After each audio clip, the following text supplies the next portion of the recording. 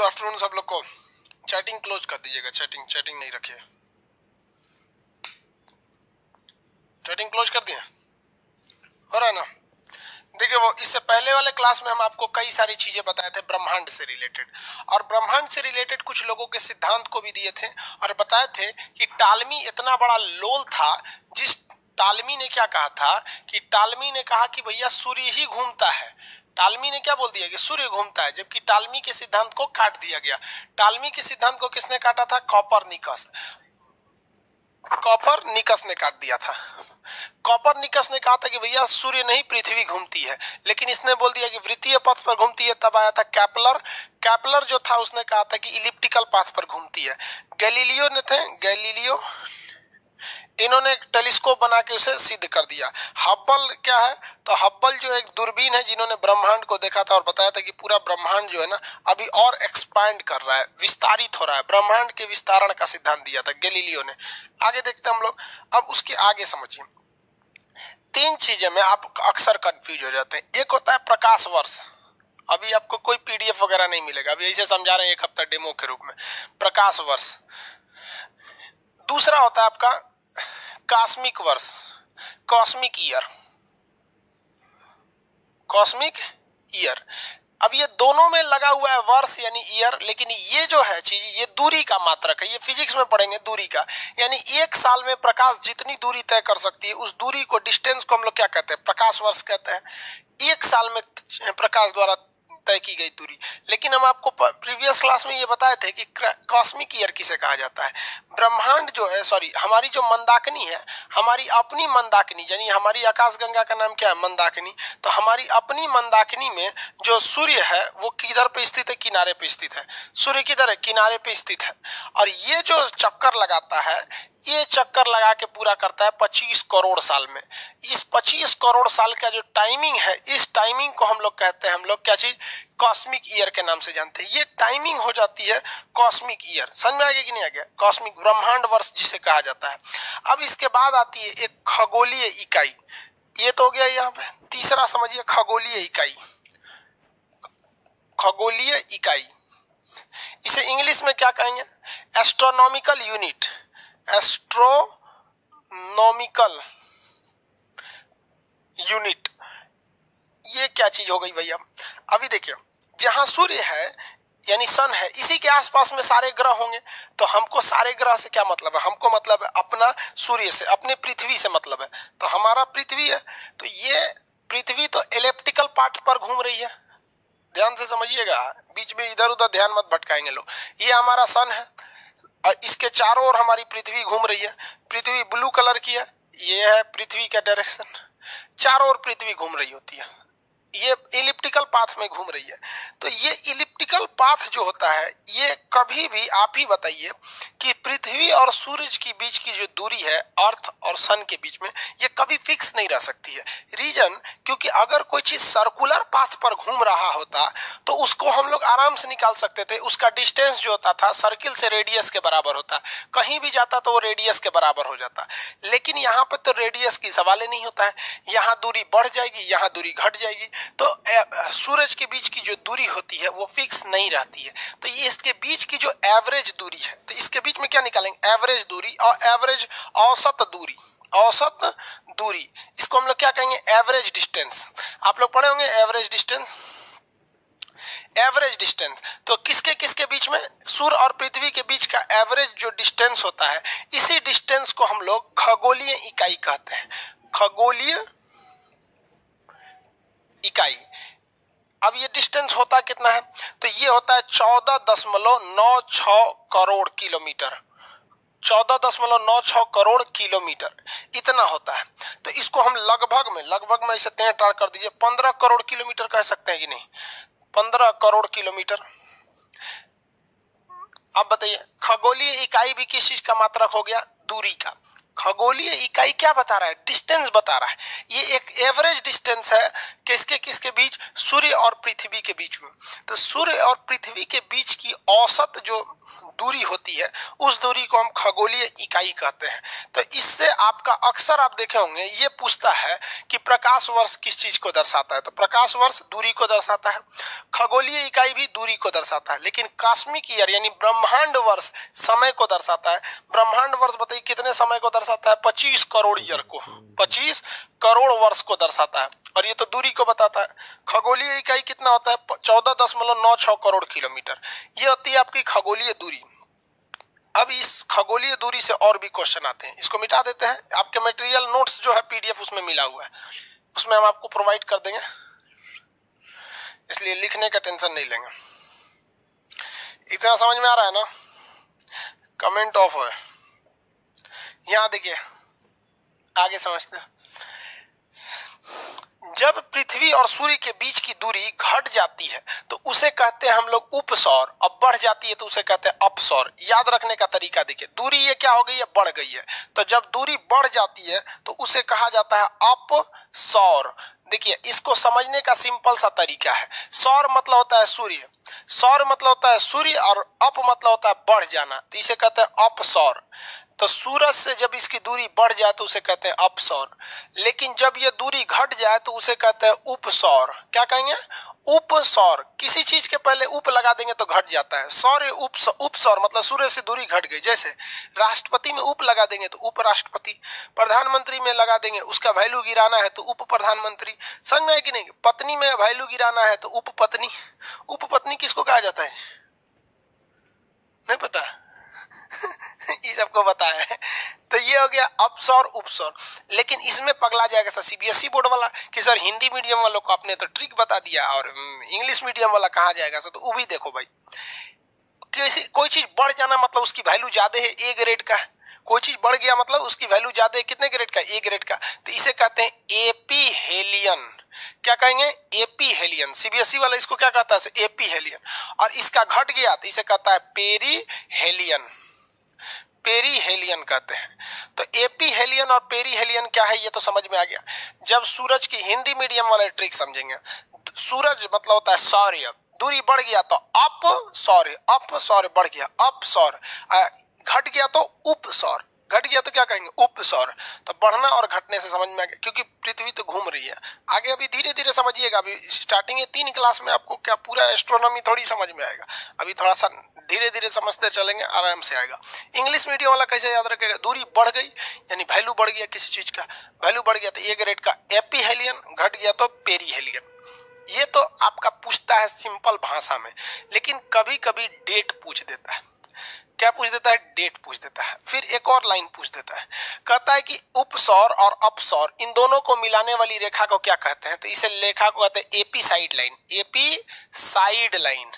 एपीसाइड line क्या होती है कि पृथ्वी सूर्य, एपीसाइड लाइन किसे कहा जाता है, अपसौर और उपसौर को मिलाने वाली रेखा को क्या कहते हैं, एपीसाइड लाइन। अपसौर उपसौर को मिलाने वाली रेखा को एपीसाइड लाइन, अपसौर उपसौर को मिलाने वाली काल्पनिक रेखा एपीसाइड लाइन के नाम से जानी जाती है। ये कब होता है, तो लड़कों के दिमाग में सबसे बड़ी धारणा क्या है कि लड़कों को ये लगता होगा कि जब अरे उप लिख दिए क्या, यहाँ भी ये अप होगा बाबू, ये गलती से हम उप लिख दिए हैं। अरे ससुरा हिंदी बड़ी टफ होता है, अप सौर, इंग्लिशों हम गलती लिख देते हैं। बोल तो रहे थे ना सही। तो लड़कों को क्या लगता है कि जब अपसौर होगा यानी सूर्य से पृथ्वी बहुत दूर चल जाएगी तो ठंडा पड़ेगा। ना रे भैया, ठंडा ना पड़ेगा, ठंडा इस पे पड़ता ही नहीं है। ठंडा ये जाता है 4 जुलाई को। अब बताओ भाई, 4 जुलाई को तो हमारे यहाँ गर्मी होती है, भयंकर उमस वाली गर्मी बरसात के साथ साथ। तो जब दूर जाता है ना तो लड़कों को लगता है सर ठंडा पड़ेगा। नहीं भैया, ठंडा नहीं पड़ेगा, यहाँ पे पड़ती है गर्मी। अब वो क्यों है वो आगे समझाएंगे। और लड़कों को लगता है जब यह पास आ गया होगा तो धधक के खूब गर्मी पड़ेगा भाई 3 जनवरी को। और 3 जनवरी को हमारे यहाँ पड़ती है ठंडी, 3 जनवरी को ठंडी। तो अपसौर उपसौर से ये 4 क्वेश्चन आते हैं, पहले इसको समझेंगे फिर अभी समझाएंगे कि यहाँ गर्मी क्यों पड़ती है, दूर होने के बावजूद गर्मी क्यों पड़ती है। इतना तो समझ में आ गया, किसी को कोई दिक्कत नहीं। कब सबसे करीब आ जाएगा, 3 जनवरी। कब आएगा, 3 जनवरी। दूर जाएगा जुलाई।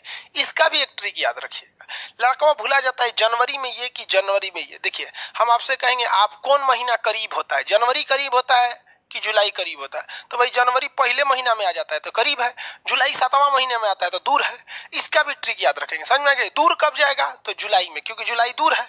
पास कब आएगा, जनवरी पहले में आ जाता है, जनवरी, क्योंकि साल की शुरुआत जनवरी से होती है, वो ऑलरेडी पहले ही रहता है वहां पर। ट्रिक से याद हो गया ना सब चीज, ट्रिक से याद हो गया तो फिर आगे समझाते हैं। ये समझ में आ गया कि नहीं आ गया? अपसौर उपसौर से कोई दिक्कत नहीं होना चाहिए, हटा के पूछते हैं, फटाफट जवाब दीजिए। जब सूर्य और चंद्रमा पृथ्वी के बीच की दूरी घट जाएगी तो उसे क्या कहेंगे? जेन्युइन है, घट जाएगी तो क्या कहेंगे? घट जाएगा तो उसे कहेंगे उपसौर, घट जाएगा तो उपसौर, इंग्लिश में पेरीहेलियन। घट गया यानी कम हो गया, तो जनवरी का महीना, कौन जनवरी? 3 जनवरी। देखिए ना, आप इसमें भी अगर देखेंगे तो ये 3 है, एक 3 है, एक 4 है, कम कौन है तो 3 है, कम कौन है? 3 है। सब चीज में ट्रिक है, कम हुआ तो उपसौर, पेरीहेलियन। जनवरी और जुलाई में कम कौन है तो जनवरी कम है, 3 और 4 में कम कौन है तो 3 कम है। एकदम ट्रिक से याद हो जाएगा यहाँ पे, समझ में आ गया? अब ये समझते हैं कि गर्मी यहाँ पे क्यों पड़ा जबकि यहाँ पे ठंड पड़ना चाहिए। इसका भाई बात समझ जाते हैं भाई। ये डिपेंड करता है कि हमारी जो पृथ्वी है, या ये सॉरी पृथ्वी, ये किस डायरेक्शन में है, कितनी झुकी हुई है, ये झुकाव पर डिपेंड करता है। अब देख लीजिए, हम आपको इंक्लाइन दिखा देते हैं।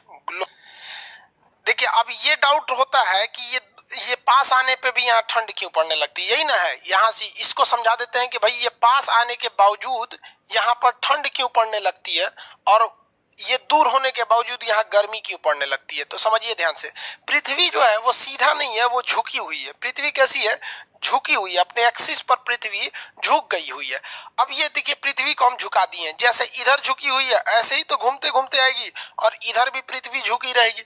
तो पृथ्वी अपने अक्ष पर झुकी हुई है 22.5 डिग्री। कितने डिग्री झुकी है? 22.5 डिग्री झुकी हुई है, दोनों साइड से, इधर भी तो इधर भी। तो ये झुकी हुई है। अब यहीं पे समझना है आपको मैप से कि भारत किधर में है। अगर आप इंडिया का नक्शा, वर्ल्ड का नक्शा देखेंगे ध्यान से, तो इस वर्ल्ड के नक्शा में आपको देखने को मिलेगा कि ये इक्वेटर है। इक्वेटर उसे कह देते हैं जो पृथ्वी के बीचों बीच से जाता है। तो इस इक्वेटर को देखेंगे तो भारत कहाँ पे दिखेगा आपको? उत्तरी गोलार्ध में, यानी नॉर्दर्न हेमिस्फीयर पे। तो ये हमारा इंडिया है। अब आप बताओ भाई, इंडिया नॉर्थ में है कि साउथ में? इंडिया तो नॉर्थ में है। इंडिया नॉर्थ में है कि नहीं है? तो इंडिया नॉर्थ में आ जाता है, यानी इंडिया नॉर्दर्न हेमिस्फीयर का हिस्सा है, साउदर्न हेमिस्फीयर का नहीं है। यानी पृथ्वी को अगर गोल भी देखेंगे तो उसके ऊपरी भाग में हमें इंडिया मिलेगा, दक्षिणी भाग में हमें बाकी के देश मिलेंगे। तो हमें इंडिया से मतलब है। ये बताओ भाई, यहाँ पे अगर आप देखिएगा तो इस ग्लोब में इंडिया कहाँ दिखेगा? ऊपर वाले हिस्सा में कि नीचे वाले हिस्सा में? अब आप बताइए, इंडिया किधर मिलेगा? इसको हम 2 भाग में बांट देते हैं। इंडिया किधर रहेगा, ऊपर या नीचे? अब भाई इंडिया किधर रहेगा? ऊपर वाले हिस्सा में रहेगा। तो हम एक गोल डॉट बना दे रहे हैं कि भैया ये ऊपरी हिस्सा में इंडिया है, और इधर भी हम एक गोल डॉट बना दे रहे हैं कि ऊपरी भाग में इंडिया है। ये इंडिया है। अब आप बताइए कि पृथ्वी यहाँ पर घूमेगी, तो पृथ्वी तो ऐसे घूमती है अपने अक्ष पर, दिन रात अभी ना होता है, ऐसे ऐसे घूमती है। तो यहाँ देखिए, वो भले दूर है लेकिन सूर्य की किरणें सीधे किस पर पड़ रही है? इंडिया पर। सूर्य की किरणें सीधे इंडिया पे पड़ रही है। तो किरण जो है ना, सूर्य कैसा चल रहा है? सीधा। सूर्य एकदम सीधा चमक रहा है, इसीलिए ये दिन कौन सा पड़ता है? गर्मी पड़ती है। ये दिन गर्मी यहाँ पड़ती है। जबकि यहाँ देखिएगा तो सूर्य की किरणें इस भाग में पड़ रही है, इसलिए यहाँ पर सूर्य जो होता है वो कैसा पड़ता है? तिरछा पड़ता है, तिरछा। इसलिए यहाँ पर क्या पड़ता है? ठंडा पड़ता है। और ये भले यहाँ पर पृथ्वी करीब है, तो करीब होती है कितने तारीख को? 3 जनवरी को। तो 3 जनवरी को ठंडा पड़ता है। ये भले दूर है, 4 जुलाई को ये दूर हो जाती है। तो दूरी भले है लेकिन सूर्य की किरणें तो सीधी पड़ रही है। तो गर्मी और ठंडा सूरज से करीब और दूर होने पे डिपेंड नहीं करता है। गर्मी और ठंडा डिपेंड करता है कि सूर्य की किरणें सीधी पड़ रही हैं या तिरछी पड़ रही हैं। इंडिया जो है वो नॉर्दर्न हेमिस्फीयर का हिस्सा है और पृथ्वी झुकी हुई है। इसका झुकाव इस तरह से है कि जब ये दूर होती है तभी इसका इंडिया वाला पोर्शन सूर्य के आगे आता है, और ये ऐसे आती है जब इधर, तो इंडिया वाला पोर्शन उस साइड में चला जाता है। तो करीब होने के बावजूद भी वहां पे ठंडा पड़ता है। अब हम देखते हैं कितने लोग बता सकते हैं, कितने लोग बता सकते हैं। जरा देखिए कि इस नक्शे में देखिए, इस नक्शे में ऑस्ट्रेलिया को देखिए। ऑस्ट्रेलिया, यहां है ऑस्ट्रेलिया, ये ना ऑस्ट्रेलिया। ऑस्ट्रेलिया में ठंडी कब पड़ेगी? तो ऑस्ट्रेलिया पृथ्वी पे नीचे वाला भाग है, ऑस्ट्रेलिया नीचे वाला भाग है ना, देखिए ऑस्ट्रेलिया नीचे वाला भाग में। अब ऑस्ट्रेलिया में ठंडा देख लेते हैं कब पड़ता है। यहाँ लाल रंग, ऑस्ट्रेलिया ये है नीचे वाला भाग में। अब ये तो उल्टा हो गया, ऑस्ट्रेलिया क्या हो गया, उल्टा हो गया। तो जब हमारे इंडिया में गर्मी पड़ेगा जुलाई के महीना में, तो ऑस्ट्रेलिया में क्या पड़ेगा, ठंडा पड़ेगा। अब यहाँ ऑस्ट्रेलिया को देखिए, ऑस्ट्रेलिया नीचे वाले भाग में है तो ऑस्ट्रेलिया नीचे आ गया। तो जनवरी के महीना में जब इंडिया में ठंडी पड़ रही होती है, तो जनवरी के महीना में ऑस्ट्रेलिया में गर्मी पड़ रही होती है। इसलिए क्वेश्चन भी पूछता है कि किस देश में क्रिसमस का त्योहार गर्मी के दिन में मनाया जाता है, किस देश में क्रिसमस का त्योहार गर्मी के दिन में। तो देखिए ना, ऑस्ट्रेलिया में क्रिसमस का, ऑस्ट्रेलिया के जनवरी से पहले ही तो क्रिसमस होता है, दिसंबर में, तो उस समय ऑस्ट्रेलिया में गर्मी पड़ रही होती है। तो उपसौर ऑफशोर का कॉन्सेप्ट आप समझ में आ गया आप लोग को। देखिए दूरी करीबी, इससे ध्यान देंगे, और गर्मी ठंडा का डिसाइड इस तरह से हम लोग करेंगे कि पृथ्वी कैसी है भाई, झुकी हुई है, इस वजह से यहाँ पे गर्मी और ठंडी का डिसाइड होता है। अपसौर उपसौर के बारे में आप लोग को पता चल गया। कॉस्मिक ईयर वगैरह ये सब भी हम आपको बता दिए, खगोलीय इकाई भी बता दिए, अपसौर उपसौर ये सब, एपिसाइड लाइन वगैरह सब बता दिए। समझ में आ गया कि नहीं आ गया? किसी को दिक्कत नहीं है?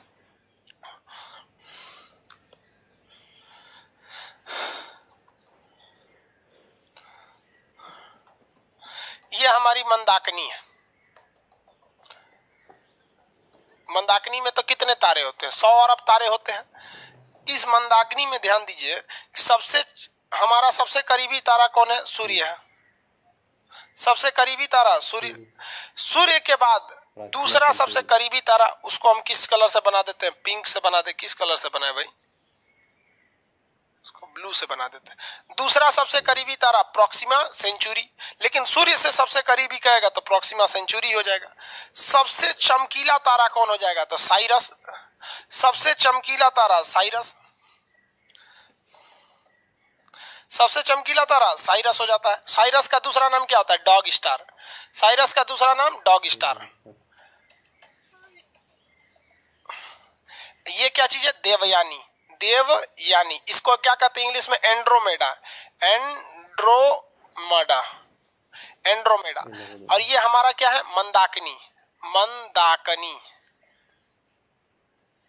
मंदाकिनी भी आकाशगंगा है, हम समझा दिए थे, और देवयानी भी आकाशगंगा। इस आकाशगंगा का नाम है देवयानी और इस आकाशगंगा का नाम है मंदाकिनी। जैसे आप भी लड़का, हम भी लड़का, हमारा नाम खान सर, आपका नाम कुछ भी हो सकता है, मंगरुआ, कुछ भी हो सकता है आपका। महिला भी रहेगी तो उस अपना भी नाम चमेली देवी, कुछ भी रख सकती है भाई। तो हम आपसे पूछते हैं, यहाँ फिगर के हिसाब से समझने में इजी होगा कि सबसे चमकीला तारा साइरस, जिसे डॉग स्टार कहते हैं। हमारा सबसे करीबी तारा सूर्य, हमसे दूसरा सबसे करीबी प्रॉक्सिमा सेंचुरी, लेकिन सूरज से सबसे करीबी प्रॉक्सिमा सेंचुरी है। ये साइरस बहुत दूर है लेकिन ये चमकीला है। हम किस आकाशगंगा में रहते हैं? मंदाकिनी में। हमारी अपनी आकाशगंगा यानी मंदाकिनी का सबसे करीबी आकाशगंगा का नाम क्या है? एंड्रोमेडा यानी देवयानी। एंड्रोमेडा या देवयानी। तो फिगर से बड़ा इजीली याद हो जाते हैं सब। ये समझ में आ रहा है कि नहीं आ रहा है? किसी को कोई दिक्कत नहीं है? आगे बढ़े। एक बात बताइए, तारे तो बहुत चमकते रहते हैं, तारे का काम ही है चमकना। अब इधर भी मंदाकिनी है, सॉरी मंदाकिनी तो एक ही होगी, आकाशगंगा है। देखिए आकाशगंगाओं की संख्या कितनी है? 100 अरब। पूरे ब्रह्मांड में आकाशगंगा भरी हुई है सब। इधर भी आकाशगंगा है, तो हमको दूसरे से क्या मतलब है? जिसमें हम लोग रहते हैं बस उससे मतलब है। अगल बगल में एक देवयानी रहती हैं, उनको भी इधर भी आकाशगंगा है। तो भैया एक बात बताओ, ब्रह्मांड में इतनी आकाशगंगाएं हैं, इतनी आकाशगंगा, उन सारी आकाशगंगाओं से प्रकाश निकलता है क्योंकि वो तारों का समूह है। इसलिए खगोलवेताओं ने एक परिकल्पना किया, एक थेसिस दिया और कहा कि जितनी भी लाइटें आ रही हैं इन सभी आकाशगंगाओं को मिलाकर उन्होंने व्हाइट होल नाम दिया। क्या नाम दिया? White hole. जबकि ब्लैक होल बता दिए, तारा मरने के बाद क्या बनता है? Black hole. लेकिन व्हाइट होल दुनिया में कुछ है ही नहीं है। लेकिन सीजीएल में कई बार क्वेश्चन पूछा हुआ है कि एक ऐसी परिकल्पना मतलब समझते हैं, कोई चीज हकीकत नहीं है लेकिन उन्होंने अंदाजा लगा दिया है। एक ऐसी परिकल्पना जिसमें यह मान लिया जाता है कि सारे के सारे प्रकाश एक ही जगह से आ रहे हैं, उस जगह को क्या कहते हैं? तो व्हाइट होल कहते हैं। अरे भैया व्हाइट होल दुनिया का कुछ नहीं है, इसको सीधे सीधे रट लीजिए, क्योंकि हम पहले ही बोल रहा है कि ये है नहीं, ये क्या है? एक परिकल्पना है, एक थेसिस है, हाइपोथेसिस है। जैसे परिकल्पना नहीं देखते हैं, चंदा मामा दूर के ससुरा, बचपन में वह चंदा मामा हो जाता है, जब बच्चा बड़ा हो जाता है तो उसी की माँ कहती है कि चांद जैसी दुल्हन लाएंगे रे बकलोलिया। जब बचवा छोटा था तो चंदा मामा थे, अब बड़ हो गया तो ओकरा दुल्हन बना दो, मतलब ये कौन कांड करना चाह रही है तुम?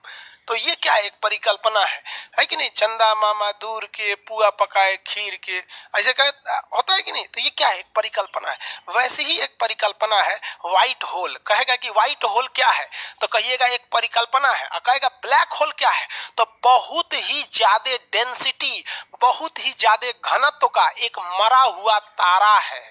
समझ में आ रहा है कि नहीं आ रहा? व्हाइट होल क्या है? एक परिकल्पना है जिसमें मान लिया जाता है कि जितने प्रकाश आ रहे हैं वो उसी व्हाइट होल से आ रहे हैं, जबकि ये हकीकत बात नहीं है।